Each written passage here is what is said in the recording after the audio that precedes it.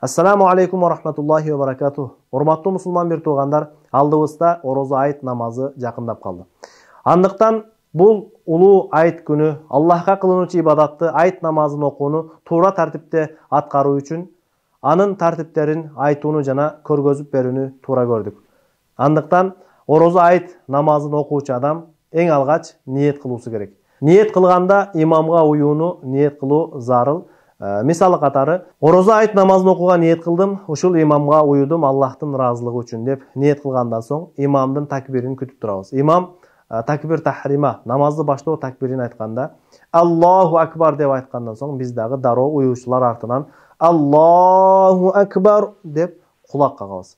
Андан кийин дароо кол байланат. Кол байлаганда өзүңүздөр билесиздер, Ханафи мазхабында киндиктин астына кол байланат, андан кийин сана окулат. Субханака Аллахумма ва бихамдика ва табарака смука ва та'ала жаддука ва ла илаха гайрук. Андан кийин имам айт намазынын кошумча 3 такбирин айтып баштайт. Такбир айтып жатканда намазды баштагандагы сыяктуу эле колдор көтөрүлүп, бармактар кулакка тийгизилет. Имамдын такбирин уккандан соң уюучулар дагы артынан такбир айтышат, алар дагы колдорун көтөрөт. Аллаху акбар. Биринчи такбир менен кийинки экинчи жана үчүнчү такбирлердин арасында кол өз акыбалында эле калтырылат, колду түшүрүп эле турабыз. Андан кийин экинчи такбир айтылат. Имам такбир айткандан соң биз дагы Аллаху акбар экинчи ирет такбир айтабыз. Андан кийин имамдын такбирин уккандан соң биз дагы Аллаху акбар деп үчүнчү такбир айтылат дагы. Андан кийин дароо кол байланат. Ал эми 3 такбирди айткандан соң кол байлап имам таауз жана тасмияны Аузу биллахи минаш шайтанир ражим жана бисмиллахир рахманир рахимди ичинен айтып, Фатиха жана зам сүрө окуйт. Пайгамбарыбыз саллаллаху алейхи ва салламдын айт намазында биринчи рекетинде Саббих исма раббикал а'ла сүрөсүн зам сүрө катары кошумча сүрө кылып окугандыгы хадистерде баяндалган. Андыктан имам мына ушул сүрөнү окуусу жакшыраак болот. Имам зам сүрө окуп бүткөндөн соң такбир айтып рүкүгө барат. Биз дагы рүкүгө барып 3 жолу Субхана раббиял азим деп айтабыз. Андан кийин имам Сами'аллаху лиман хамида деп рүкүдөн турганда биз болсо уюучулар Раббана лакал хамд деп ичибизден айтабыз. Аллаху акбар. Субхана раббиял азим, Субхана раббиял азим, Субхана раббиял азим. Рүкүдөн тургандан соң саждага барып 2 жолу сажда кылабыз. Саждада дагы айтылуучу тасбихтерди Субхана раббиял а'ланы 3 жолудан айтабыз. Андан кийин имам экинчи рекетке такбир айтып турат.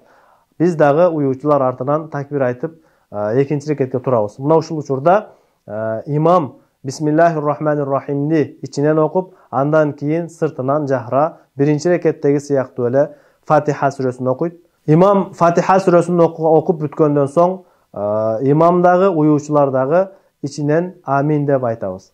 Андан кийин зам сүрө окулат.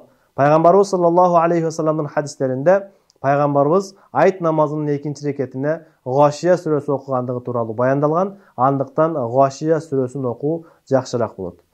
Гашия сүрөсүн окуп бүткөндөн соң рүкү кылганга чейин калган айт намазынын кошумча 3 такбир айтылат. Имам зам сүрөнү окуп бүткөндөн соң Аллаху акбар деп кулак кагат. Мына ошол учурда биз дагы артынан колдорубузду кулагыбызга тийгизип такбир айтабыз. Аллаху акбар.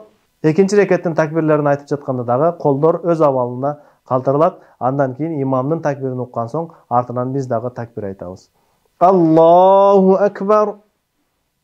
Аллаху акбар. Имам жана муктадилер мына ушул кошумча 3 такбирди айтып бүткөндөн соң имам Аллаху акбар деп рүкүгө барат жана артынан уюучулар дагы биз дагы рүкүгө барабыз. Андан ары рүкүдөн тасбихтерди айткандан соң рүкүдөн каумага туруп, андан кийин 2 жолу сажда кылып аттахият салаватты окуу менен намазыбызды салам берип бүтүрөбүз. Айт намазы окуп бүткөндөн соң имам чыгып элге кайрылуу жасайт, хутба окуйт. Ушинтип айт намазы толук бүтөт.